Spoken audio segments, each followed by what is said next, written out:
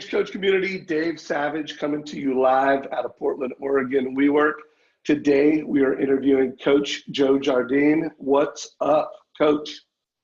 What's up, Dave? Glad to be here, bud. Good. So Joe is a performance coach. If you missed my first interview with him, you got to check it out. I mean, epic reviews on it. Joe, how many people emailed you and reached out afterwards asking for your, I can't remember what you called it, performance mindset form? A little over 200. 200. So, I mean, to me, that's defined success. 200 people thought that what we talked about was important enough to reach out to you and ask you for more information. So thanks for bringing value to the community. I know I've had a lot of reach out from friends. I even had friends say they want me to introduce you to them to help their kid who's playing football, or, it's just been the spectrum of values. So thank you very much, brother. Yeah, absolutely, man. I'm glad to be here. Good. Well, we also got to see you perform under pressure here as you had to switch from home internet to phone. It was kind of a little test to see how the performance coach handles pressure. Yeah, man. Hey, you coached me into it. You taught me what to do for plan B, and it worked. Not too bad, but sometimes, in life you have to have audibles. There it is. Exactly. Anybody that watched this from Facebook Live, you'll notice there was a little bit more of a lag from going live. So anyways, you came through, man. Way to walk your talk, brother. Absolutely, brother. No worries. So a couple things, guys. Joe crushed it on that first call. Definitely gave me a lot of value. Some of the notes I took away were just the importance of journaling and taking your thoughts to paper. It's therapy, so thank you for that, Joe. Also, I have a lot of folks reach out to Joe and ask him questions. I want to remind folks, Joe is here for an hour to deliver value, but he's a professional consultant. So, keep that in mind, respect that, reach out and ask a question, but then engage with him. The best way he can give you value is if you hire him and you become a customer, or if you're a leader or a manager and you hire him to come speak at your next event. That's why Joe is here. He's here to give an hour of value, but he had so many people reach out and ask questions, and then it kind of like didn't engage or just kept trying to ask questions. So make sure you engage with this guy. So let's get an hour of value from you. I want to start with just a reminder from the last call that we did, some of the takeaways, and then knowing that the NFL Combine just took place, I want to hear any thoughts or lessons you have from that. Yeah, from last time we talked, I think it was in January, we kind of had this concept of the theme of monologue, from monologue to dialogue, the importance of just making sure you get your thoughts out there, get your fears out there. And with this concept of, unless you talk it out or write it out, you're going to act it out. And acting out is going to be fears. It's going to be the aspect of being paralyzed when it comes to performance. And so just having just a general routine of having people around you who you trust, whether that's a coach or accountability partner, whether that's heck, it could be a spouse, it could be a friend of yours, whatever it may be, that you're constantly have someone to, take out the trash every week when it comes to stinking thinking and coming from, aspect of fears or worries when it comes to your performance in any area of life, right? With the whole concept of that is just, accountability is needed. With accountability comes wisdom, and with accountability comes where we recognize their blind side and having those right people in our lives, right? And so I call it going from monologue to dialogue. And then from there, of course, just the aspect of the performance mindset journal, goals, or you just didn't journal them every day. And, I have this concept I work with my athletes where just give me 1% of your day is all I want. So 14 minutes a day is all I want when it comes to your mind. Recurring mindset for 1% of your day. If you do that, you'll be fine. And so many people just don't do that. They don't put up the activity that's needed to work on that 1%. But the people that do, they actually see gains that they get. Let's talk about that just for no more than 5 minutes, but that 1% per day, because, my partner for the Friday call is Todd Bookstan, and, he's got this journal called the Win by Noon Journal. and just the importance of taking time to plan and journal. Run us through that one more time, just anybody that missed that last call. What's exactly the ask that you're making there? Well, I think the key part is understanding is you have a purpose behind it. You recognize what you're journaling for. Journaling comes from the standpoint of, we call it the self-fulfilling prophecy theory. So my background is clinical psychology. I'm a professor in clinical psychology as well. And so the belief is that when you write something down, you expose it, you're putting it down in a three-dimensional on paper. The odds of it occurring greatly in prophecy, and I probably should get the book here, but I probably should call her from downstairs until I bring it up. But they said statistically that 80% of self-fulfilling prophecies come true. And that's just the term that means is you express, let's say your goals are, you say how you're going to do it, you become the attitude around it, you do the core behaviors that surround it, and you write it down on a daily basis, and you make that as part of your neural mapping more than anything else is, then you have a high chance of it coming true. Because what happens with so many of us is our emotions dictate our behaviors, or in so many ways, our behaviors dictate our beliefs for each other or for ourselves. And we want to flip that over where your beliefs dictate your behaviors in life. And so you have to manufacture and produce who you want to be. And so if your goal, for instance, is to be, let's say in football, first round draft pick, then you have to understand the belief has to come first before the behaviors. And so you got to develop and create that belief system around it. And that begins with journaling. And there's right ways to do that. I know there's different journaling out there. I like to make it unique for the person themselves surrounding around their goal. But, anything is good. I know everyone's doing these attitude, gratitude journals. I know when it comes to working with the combine with some athletes, we do like a 3-2-1 method. 3 things you're thankful for, 2 things you're excited about, and 1 thing you want to accomplish today. I mean, it can be as simple as that, as long as you start writing it down. But when you start writing about actually trying to get gains through your journaling, that comes from the aspect of really understanding what is the mindset that it takes to get it there and writing about that to create that belief that will dictate that behavior. If that makes sense, Dave? It makes total sense. So yeah. To connect the dots for all the mortgage pros on the call, you have to think about what level you want to be at. And Kai McBride did a great job last week in our Tuesday interview breaking down, are you level 1, level 2, level 3, level 4 as a mortgage professional? And so I recommend you get clear on that. And then you have to believe that you can be that person. And then speaking to what Joe talks about, just journaling. If you want more on that, go back and listen to the last call that we did. I'll put a link down below.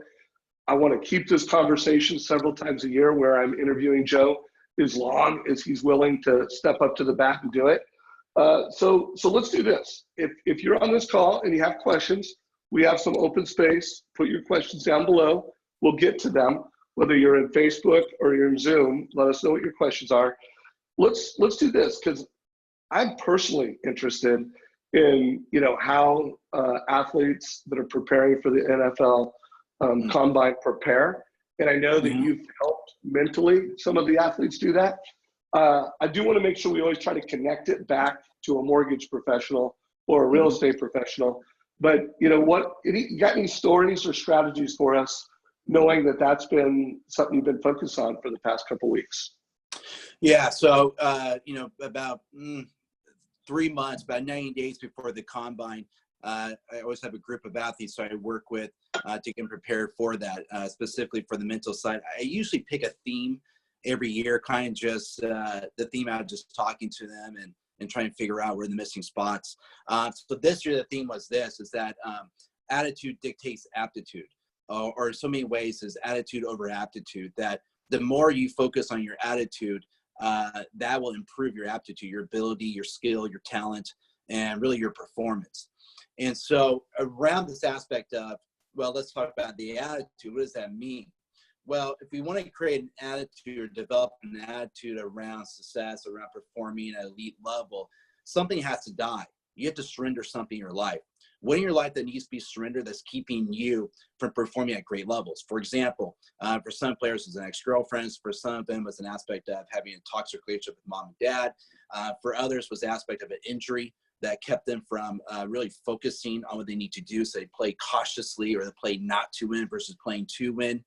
And so we kind of discussed this aspect of that before there's a resurrection, there's got to be a destruction of self.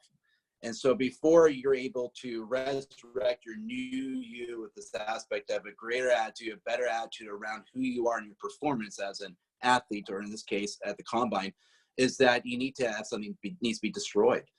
Destruction needs to occur. So is that like a core fear of yours that's keeping you away from performing at high levels? Is it an insecurity that's happening? Is an aspect of a toxic relationship in your life where it's keeping you from gaining the gains that you want? In so many ways, we're saying is what is keeping you from that, and what is the attitude that you got to replace that with? And so we talked a lot about aspect of fears is understanding is that fears paralyze your performance, and fears come from a place of what if thinking, and fears, it might not necessarily, hurt you per se having fears, but fears can't get you out of it. Fears can't get you out of your funk. Fears can't get you out of your slump, and fears can't get you out of a performance issue. And so, we want to work on the aspects of core fears, changing the attitude around who you are as an athlete, and start seeing yourself in kind of this viewpoint in which you will become that person. You are that person right now. And so the attitude or aptitude is the theme that we use where we talk to the athletes specifically. So what's the attitude around the first round draft pick? How do they act? Who are they? And so we challenge them on 3 things. We have them write down, and this is part of their mindset journaling, was what are your core values? What are your core morals? And then what are your core behaviors or core beliefs? And so we have them actually write that out, because the aspect of that is that cannot be taken away. That's who you are. And so many times when we are losing track of who we are, we kind of get caught up in the emotion of performance, is we replace what we don't know with what we don't know. And when you do that, that's when fear sinks in, anxiety sinks in. And matter of fact, that's what a lot of people have issues with when it comes to like anxiety attacks and such. And so we don't want to replace what we don't know with what we don't know. We want to replace what we don't know with what we do know. And we do know is here's your morals, here's your ethics, here's your values, and here's your core beliefs. And in so many ways, what we're trying to develop is something we call it an anchor. You need an anchor in life. And so when pressure comes in, when the wave of insecurity, the wave of doubt comes in, does your ship go with it? Or do you have something that's anchored down? And so we're developing this aspect of no matter what occurs or happens, your anchor never changes. It's who you are, right? And then from that format comes the aspect of you can't do it alone. So who's your community? Kind of coincides. A lot of people probably read the book like Outliers years ago, and where, the research of an outlier subgroup within the subgroup of the population is that they have a great community, right? And so this kind of goes along with talking about last and monologue versus dialogue. But when you have your core values, when you have your core beliefs in place with the aspect of what your attitude needs to be in a performance, and you coincide that with the right community, nothing can stop you. No one can tell you otherwise, right? And so it happens, a small thing like an injury or a fear becomes smaller because you're starting to develop the muscles around it. It's like PT work, right? Develop the muscles around to strengthen the weakened muscle, right? To help develop that. And so we're helping develop those muscles. And a lot of these players don't think in those ways, Dave. They just never actually thought about in terms of who am I, or what are my core values. And so many of them are emotionally driven, and they come from emotions, and that's how they play, right? And the problem is your emotions are down, right? And the belief is your emotions lie to you in so many ways, right? That you have to go back to what system inside of you works. And that's what we're talking about, is define your attitude, which will then translate into your attitude performance. And to be honest with you, this is nothing new, right?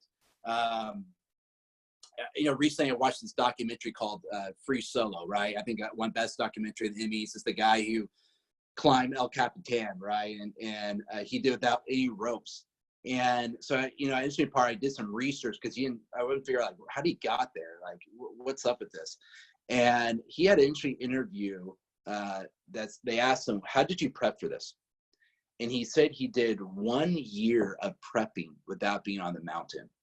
And the guy asked him, like, well, what'd you do? He said, well, I practiced mindset. And he said, I did my journaling and my visualization around it. And so you see in the movie, he has a pencil and a journal every night, and he's writing down. And he's writing down, drawing the mountain and drawing himself on the mountain, writing about the mountain. And then he said he spent every night, 10 minutes every night, visualizing it. Basically, his 1%, visualizing himself actually doing it. And what's the important about that? He's basically developing and creating his attitude around being a climber that climbs El Capitan with no ropes, meaning it becomes like me to climb that mountain. It is me to climb that mountain. And so it's just a beautiful way to get an aspect of how mindset works, how even athletes or even climbers, they'll spend a year before accomplishing something like a mountain. We all have mountains in life with climb, right? And that this guy's doing it on TV. And if you watch the documentary, you probably won't even think about it. But if you watch it again, you're seeing him journaling at nighttime in his bed and doing his little coloring and that kind of stuff. But he also spent it every night visualizing it, creating the attitude, becoming it. It's awesome. It's beautiful. So Joe, I love that you tied that and you told a story around Free Solo. Mortgage Coach Community, unbelievable documentary. I'm going to watch it a second time now. And it's funny that you brought that up, because in my Facebook feed, I'm seeing a lot of friends. They just happen to be some of the most successful friends I have, talking about what an incredible movie that was and how many life takeaways were. I did not get that life takeaway when I watched it, but now after you saying it, you're right. His journal was always there as he was kicking back in his bus, with his girlfriend, he was just loving his journal. So guys, you just made a great case for journaling. Watch the movie. I promise you'll love it. I can't imagine anybody that wouldn't. So I want to make sure, we're 19 minutes into this, and I want you to just make sure you're really clear on the direction that you just gave people. You gave them, I heard two different things. 18 minutes of journaling a day. I heard if you could repeat the actual documentation around what you gave your combine athletes to do. I just want to make sure the community connects it. And I also want anybody who has a question or you didn't get the clear direction, ask it below so we can get this from Joe in this first 20 minutes. Yeah, and to kind of summarize what I said is the attitude is really important in becoming successful in anything you want to do, right? And it's important that your attitude is right when it comes to performance. And your attitude is basically your relationship to your role. And maybe I should clarify that. So your attitude is your relationship to your role and whatever that may be. So, and that's all roles. I think we talked about this the last time. That's a role as for me, like a husband, as a father, as a coach, as a professor. In all my roles, I have a relationship with that role. And what dictates that role has to do with my attitude. And so, I played college sports. One of the sports I played was tennis, randomly my senior year. And I remember my coach saying the difference between a set that you won and a set that you lost is your attitude towards the game. And that always stuck with me. And so your attitude is your relationship to your role. What is it like? If there's fear in that role, if your attitude is fear they may fail, your attitude, I don't want to do it, I'm going to avoid it, I'll wait till after lunch to do this and that, where that may be phone calls or having a certain talk or dialogue with a employee or client. Well, that's a poor attitude. And, that comes from a place of a core fear, whether that's abandonment, fear, rejection, inability to understand conflict, and not really building up those muscles of disappointments, maybe as a child or it may be. And so everything comes from that core. So what we're trying to get to is you got to build up this attitude, this relationship with your role in life.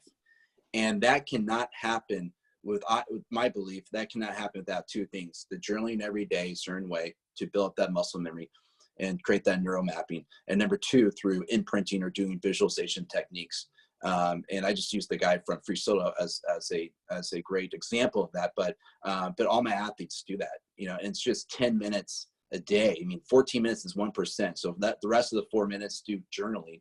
You do that 14 minutes, that 1%, I'm telling you, in 21 days, a new neural mapping is being developed and who you are is being changed.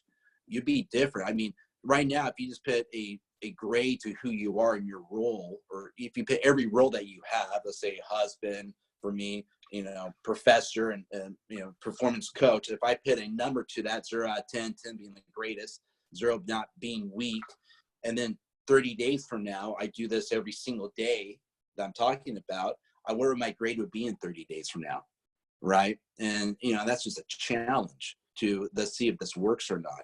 And I bet it will. I know it will. So let's break this down. I'm going to give everybody this call 2 directions that you're going to work on. You can either work on your borrower consultation and just crush it in improving that, or how you cold call and do realtors. Pick one, and pick anything. I am going to keep it in the professional realm. If you want to make your priority something at home or in the personal realm, feel free. But so let me make sure I'm getting this straight. Like, let's just say I want to do a better job of actually doing I know I should be prospecting daily for realtors and getting meetings with them. I know I should go into those meetings confident and crush it like Jeremy Forcier does. Like they have this, call it first round draft pick in the mortgage industry, this guy that's doing, 130 million in production. I've interviewed him. Like, they know it's there, but what you're saying is, if that's what you want to be like the Jeremy Forcier of getting meetings with realtors and crushing it. You're gonna think about it. You're gonna journal about it. You're gonna document, what you bring to the table. Who you are as a mortgage pro, who you are as a human being. You're gonna get clear. You're gonna write that out, and then you're gonna visualize it, and you're gonna journal.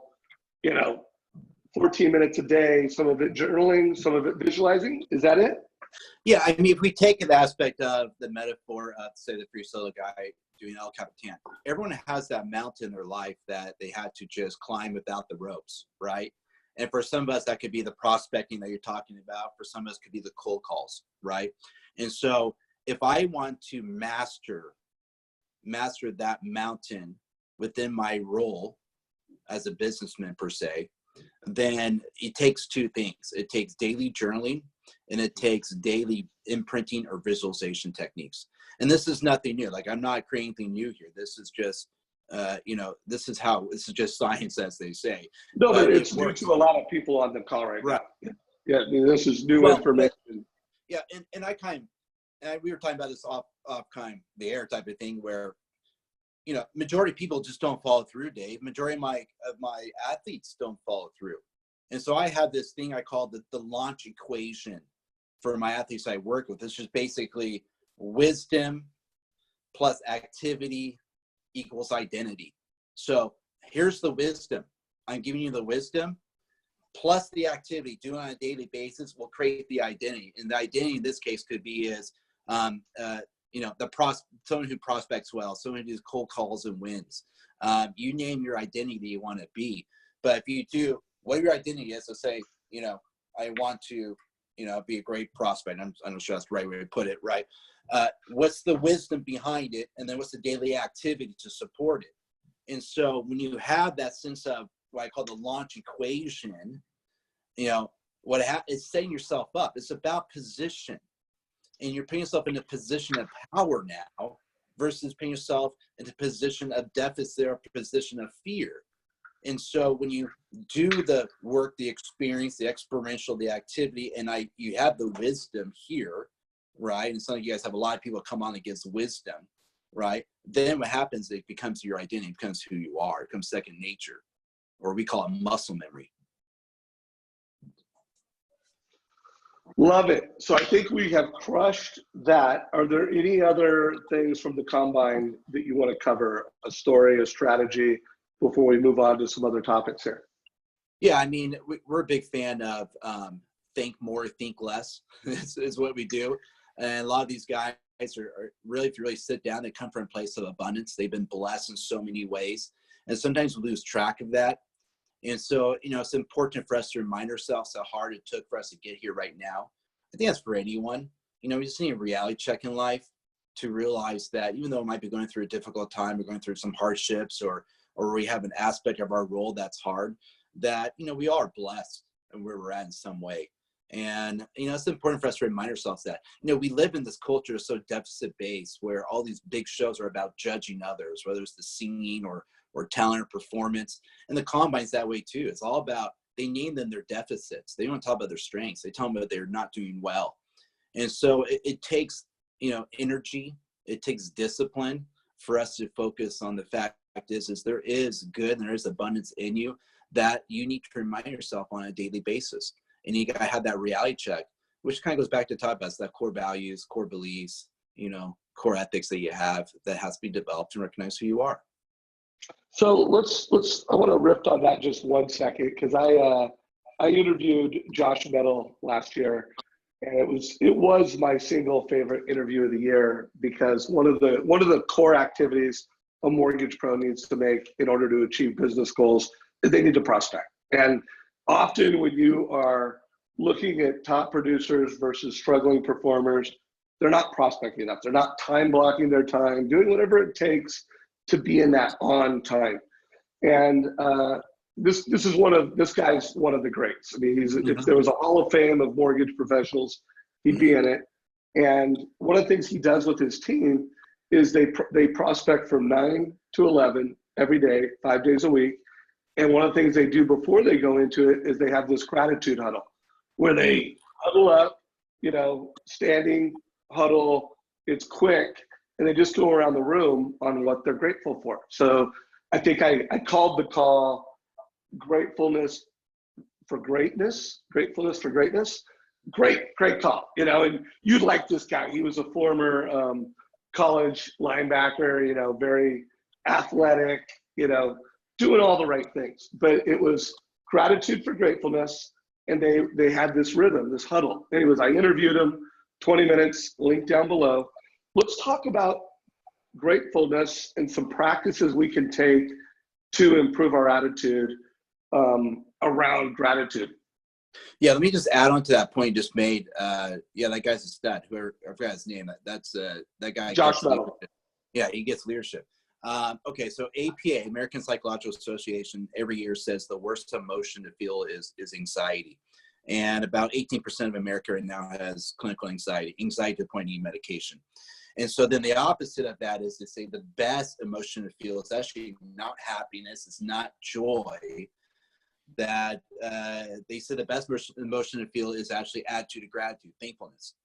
And the interesting part about that is the antidote of anxiety that we're talking about right now is thankfulness, is attitude of gratitude, right? Anxiousness being an aspect of focusing on what you don't have, thankfulness being an attitude of focusing on what you do have, right?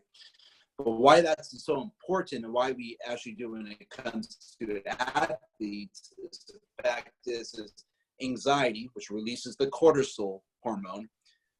It's released and it goes into the part of the brain called the medulla, which is where all your muscle memory is at. Okay, I know we're getting a little brain here, but just track with me here.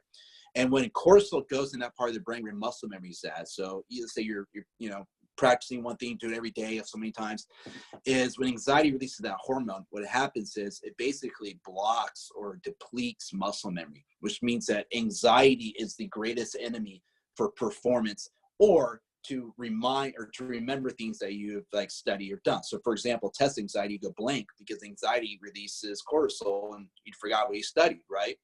And so going back to what that guy does is before he even begins his group, it sounds like, or his day of doing those hours, is he begins with the boost of thankfulness, which in so many ways what he's doing is he's using a coping skill to offset any anxieties that people may have.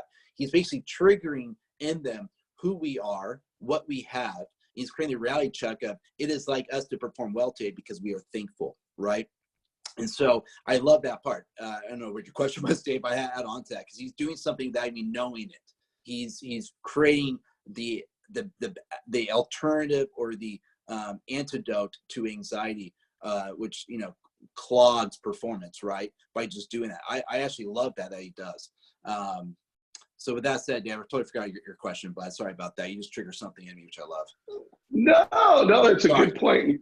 You poured gas on the fire of get after it, folks. And here is a link to it. I'm going to put a link in it, but it's called Prospecting Mastery, Gratitude for Greatness by Josh. It's 12 minutes, 14 seconds. You know, there's a good story to it. If you're in the Facebook group, someone put a link down below, or I will. And if you're watching this in YouTube afterwards, I'll put a link. But check it out. You know, this is a guy that is killing it. His team actually, I can't remember the exact percentage, but in 2018, they improved their performance in a year where everyone else was down. And this is one of their core foundations. It's the most important thing he does. Anyways, check it out down below. And I think what happens too, if I can add on to that, which might go with what we're talking about, is I think we talked about this a little bit last time, where you have a wisdom brain, you have an emotional brain. And a lot of people perform from their emotional brain, which is really unhealthy. And what happens is your emotional brain doesn't produce outcomes you want. It actually it can be easy to be swayed. It can be triggered, right? And so what we want to do is we want to activate what we call the wisdom brain. We'd rather have, and so this thankfulness grounds us, and it activates and builds up the wisdom part of the brain. And all this is just kind of simple EQ 101. And so it just activates the aspect of I'm coming from a place of wisdom and not emotion. And it was kind of counterintuitive. You think thankfulness will be more of emotional brain, but it's not. It's a wisdom brain. It's a choice. It's choosing. And it does is it just says, you know, I have authority over who I am. I have authority over my emotions. I have authority over my behaviors. I have authority over my production. And nothing else does. You know, not my competitors, not my client. You know, I have authority over it. And so, that's just the beauty of, and he probably talks about this in that video, I don't even know, but that's the beauty of the power of thankfulness in so many ways, is that it expands more than just I'm thankful.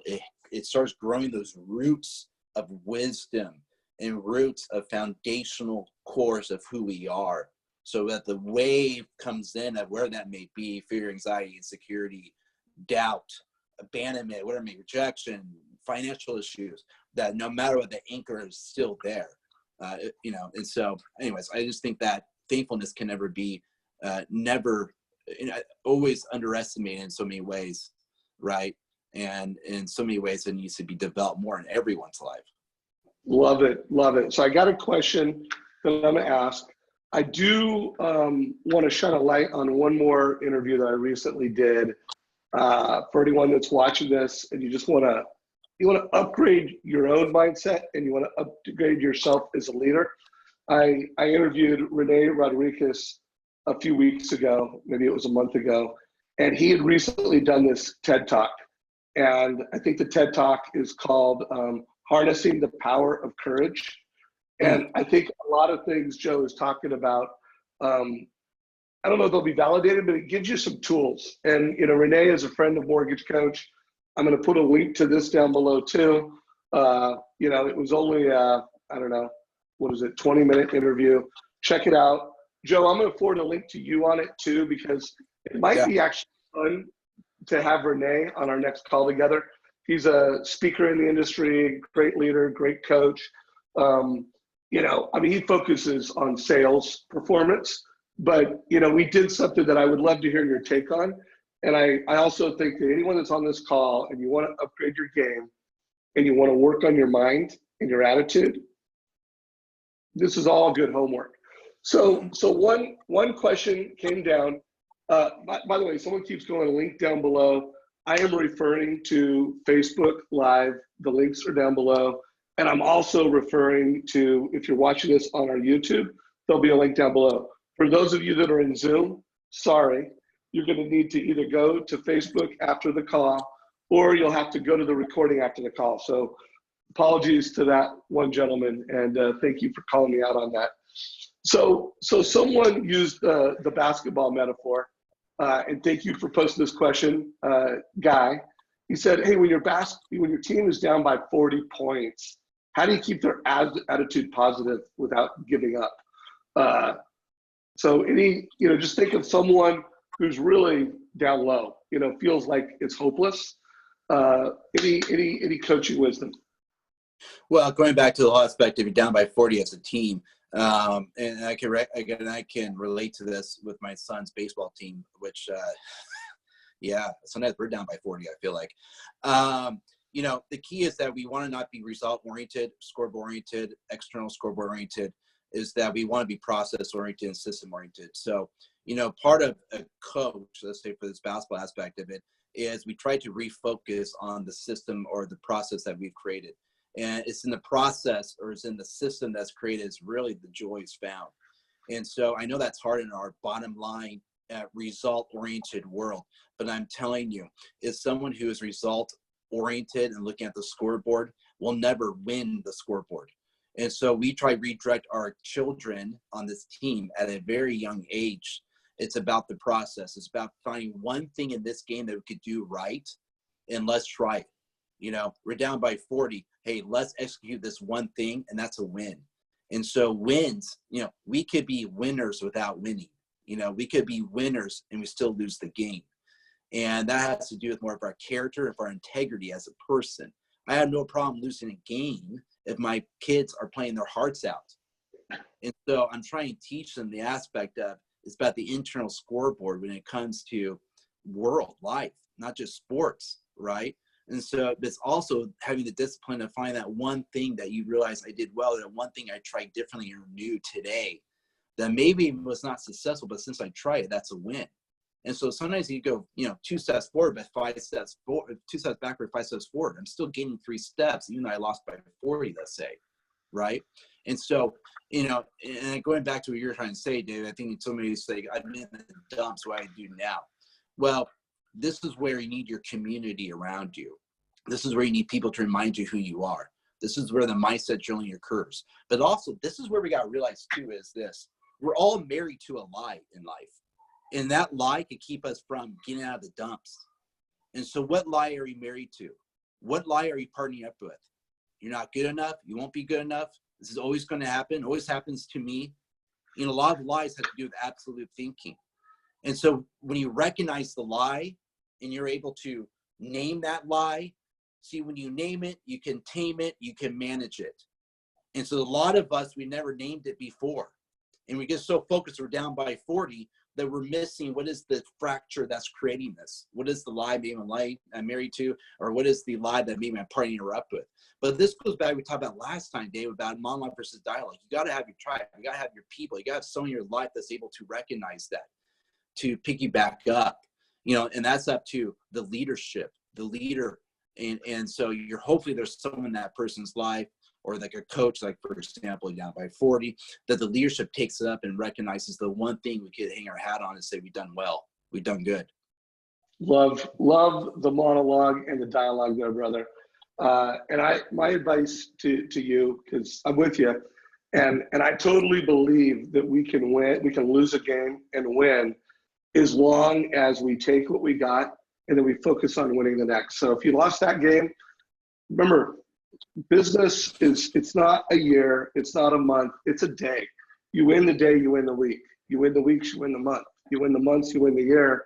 So maybe you've lost Q1, maybe you've lost a month, but don't lose tomorrow. So, and I love how you also brought it down to, it's about the process. If you are losing by 40, and I'm going to use the metaphor of the mortgage industry, and you still don't have a perfect loan process where it's well documented, you know how to wow a customer, you're consistently delivering that total cost analysis, and you're losing, but you still don't have a perfect loan process, go fix that, because you can't kill it with realtors if you don't have this wow perfect loan process that's well documented, well executed.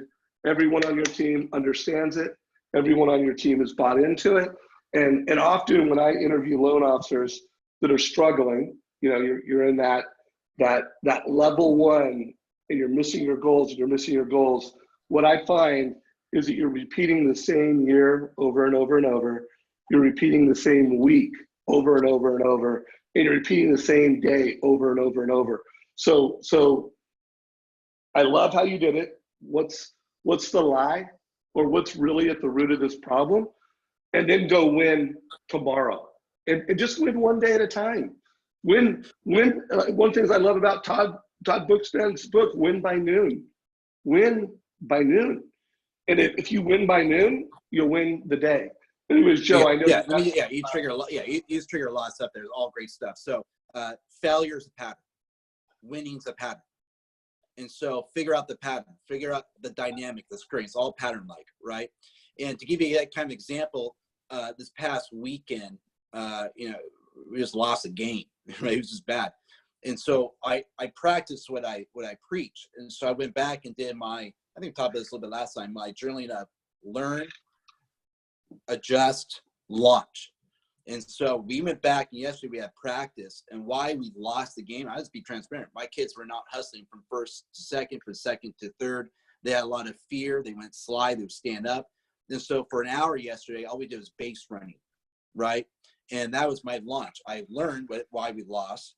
Here's the adjustment, and this is how I'm going to launch it, right? And so, I mean, I do have a little shameless plug. If you go to the resetgroup.com, under products, I have From Failure to Victory.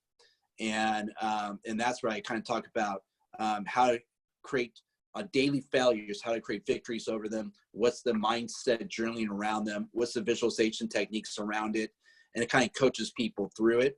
And so the key is that we're humans, so humans have patterns.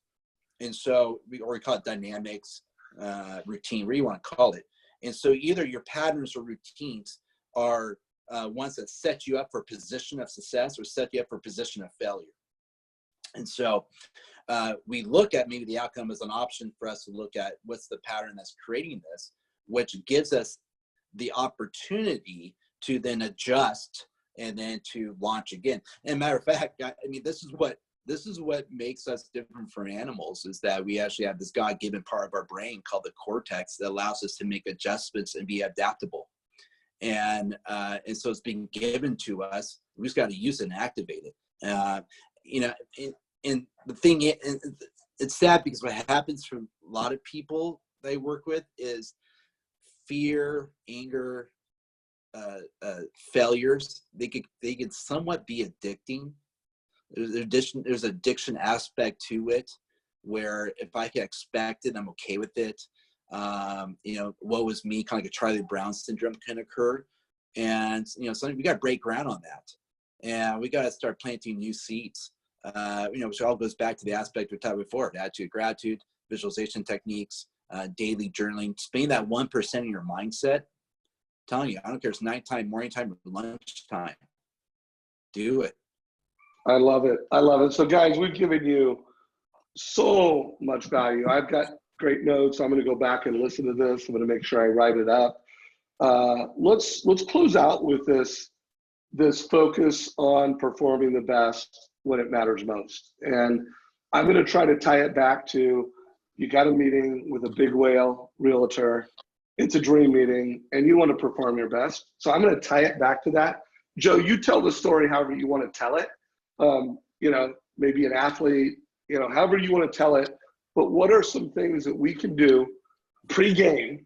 You've got a kid that's playing in a high school championship. What advice do you have in this last 15 minutes so that we can perform our best when it matters most? And if you want to go tactical, strategic, however you want to answer it. Here, I'll use your example of the kid who's had the championship game. I'll tell you exactly what I tell him. The game is won the night before. If you show up to the game, that's your first time showing up to that game, you've lost. I want you to show up to the game, and I want you to have this mentality of, I've been here 15 times already, and my component has only been here just once. This is the first time here. I've been so mentally prepared the last 15 days by doing my visualization techniques, by journaling. By the time it's come for me to compete, I'm all smiles. I enjoy it because it becomes like me to perform well. Problem is so many people only react to the situation, and they come in just saying, here I am, and the situation's overwhelming. And so the concept of that is you need to speed up your mind for the situation or the game. The game doesn't go faster. The mind goes slower. So we got to speed up the mind for the game. And to do that is, hey, the championship is won last night. It's won 2 nights ago. It's won 3 nights ago. It's won 4 nights ago. And the more repetition you have in winning that game, visualizing you making those throws, visualizing you doing those plays, visualizing you leading your team, visualize you actually completing with the game plan as the system, writing about that, talking about it, doing your self-fulfilling prophecy statements. It is me. I will win this game. I will be the quarterback who completes this pass. And then you do all that, it becomes like you to do it. See, so many people show up in their role, and it's overwhelming because they're just coming from a place of deficit. They haven't been here before. And so mentally, we have the ability to be there many times before we perform. And so,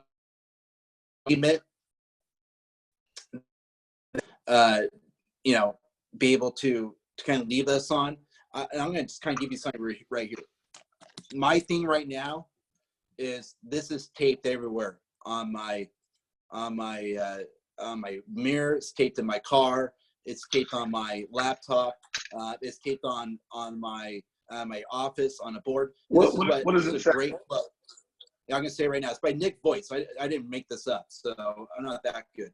But Nick Voigt, he's a guy that my wife and I saw. Yes, I might misspell that. Voigt. I don't know. He's a guy my wife and I saw speak. He has no arms, no legs. He wrote a great book, and we saw him speak. And it's a great book. Yeah. He's a great guy. He has a great quote. It says, "Never live out of what you lack." I'll say it again. He says, "Never live out of what you lack." And I thought that was so beautiful by someone who lacks arms and legs, and yet the guy is married. He's got kids. He's making a ton of money.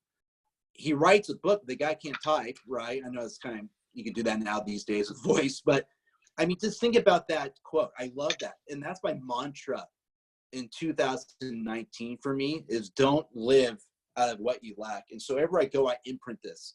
And I always tell myself, before I get into this call, I just remind myself, I'm not going to speak out of what I lack. I'm going to speak out of what I know. I'm going to perform out of what I know. And, that's important for us to just remind ourselves that so many people, and so many of us, we're constantly thinking about what we don't have. And the contentment is lost in this world. Contentment is lost in our performance. Remind ourselves, what do I have? And that goes back to the gratitude group before the guy, does his calls, is remind yourself of not what we lack, remind yourselves of what we do have. Never live out of what you lack. I just love that. It's just a great mantra of life. I love it too. Never live out of what you lack. If you are in Facebook Live, I posted that in comments. Visualization, I love that. The game is won or lost based off what you did the day before or the days before. I know my son is a top lacrosse player, and as a dad, the only thing I say to him before a game is play loose and have fun, because I know he is so prepared. By the time the day comes, that game is won with all the practice he put in. So here's my advice for everybody on this call. Some of you, you have the confidence because you've won the day for 300 days before you came up. So you're the Jeremy Forcier, you've got that pattern. Some of you aren't, you don't have the confidence, but here's what you can do. You can start preparing for the days that you scheduled that meeting. You can write down the notes and the questions you're going to ask. So while I'm going to put down below the 5 questions to ask at every realtor meeting, one of Jeremy's takeaways was, he goes, even though I ask the same 5 questions all the time, sometimes there's nuances. Sometimes I ask different questions. I'll add a new one or ask them in different order, but he actually writes them down before every realtor meeting. So here's a guy that's another Hall of Famer, and before the meeting, he's writing down the questions. What's he doing? He's visualizing and he's journaling. And now he's probably at the point where he doesn't need to do it the night before. But if you're getting ready for a big meeting, do it the night before. And I'll bet you that that's more preparation than you've ever done before. And so you're going to come with more confidence and clarity than you've ever had before. For those of you that are brand new in the business, and you're having to manufacture confidence and clarity, you can't practice too much, and you can't journalize too much. So I would give all of you that are just like, let's say you're new and you've got marbles in your mouth, You're still going to go to the big game. You're still going to do it, but you're going to visualize, and then you're going to do some role playing with some of your peers. And if you're new or you're struggling, you got a branch manager, you have some peers, you have some people that want you to be successful. Role play, practice more. Another form of, it's more than visualization, it's practice. So we got about 8 minutes to wrap this up. I feel like we've killed it. We could like drop the mic in the call. Everybody got value. I do want to make sure people know how to reach out to you in a way that's productive, guys. You know, like I said, this is a elite performance coach that coaches some of the top pro teams, top college teams, college players that want to be pro players, you know, players that want to become D1 players. So a very elite performance coach. If you do send him an email, which he loves your emails, he loves your stories, he loves your questions, realize that at some point you need to engage, or you need to just ask questions below, and next time he comes to the community, you'll get your free session. But Joe, how can people best communicate with you post-call? And also feel free to shamelessly plug anything you want. Yeah, you go ahead and go to the resetgroup.com, theresetgroup.com. You can contact me in the top right corner. You know, if you're someone that deals with some fears, anxiety, want to have victory or failure, you know, we have some products up there that you could go ahead and purchase and download, so you can play it over and over again. We give you some good mindset drilling prompts in there as well. Basically, we kind of just give you some of the skills and tools that we give professional athletes and teams. Kind of give you the kind of the edge there that we give them.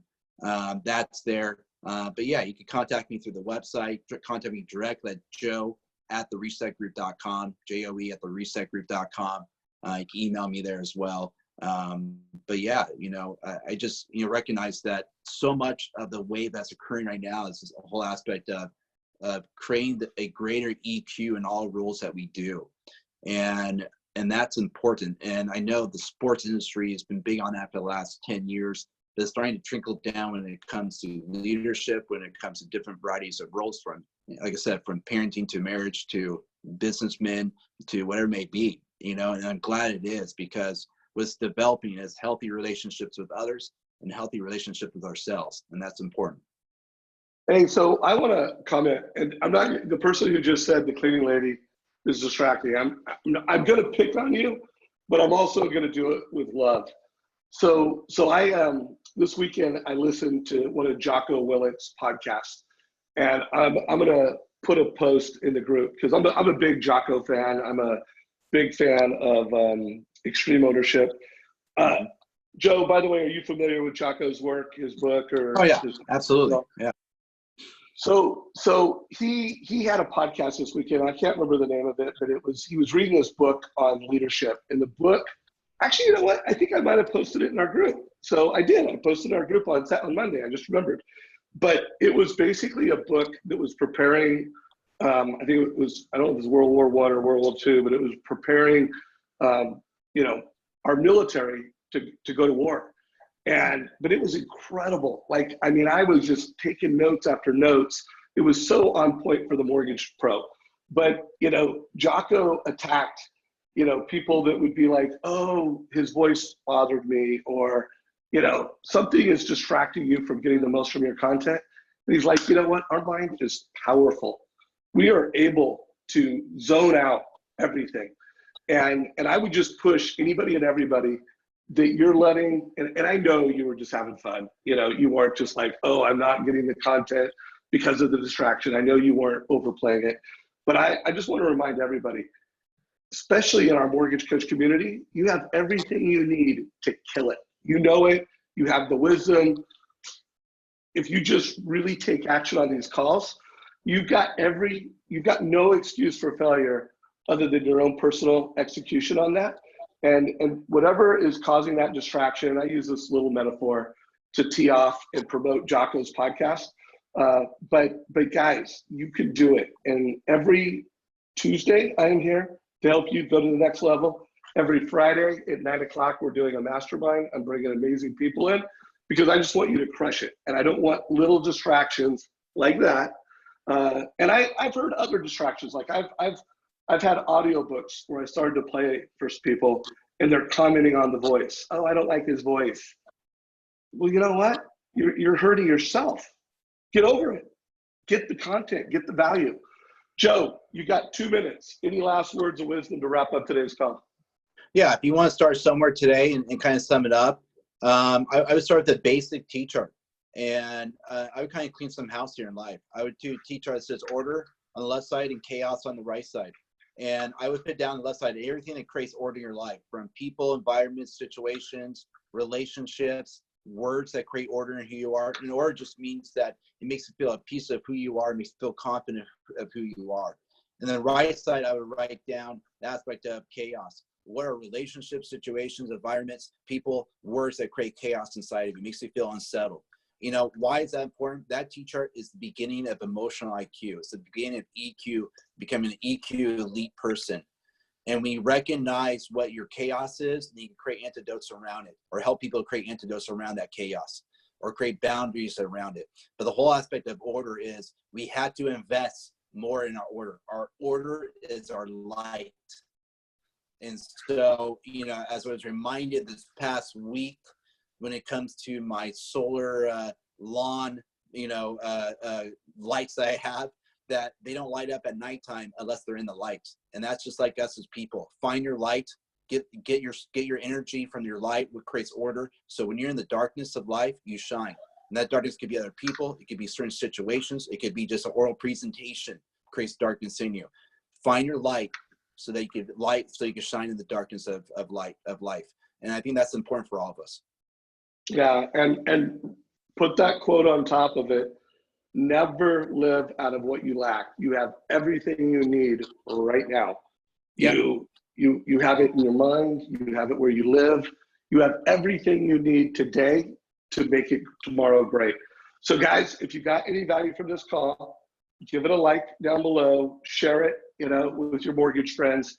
I hope some of the leaders on this call hire Joe to speak at some of the upcoming events in the industry. You can reach out to him and hire him as a speaker. And I'm looking forward to continuing to bring Joe in every few months. If you have questions or topics that you'd like us to focus on, let us know. And Joe, one last plug. How can everybody reach out to you after this call and best connect with you?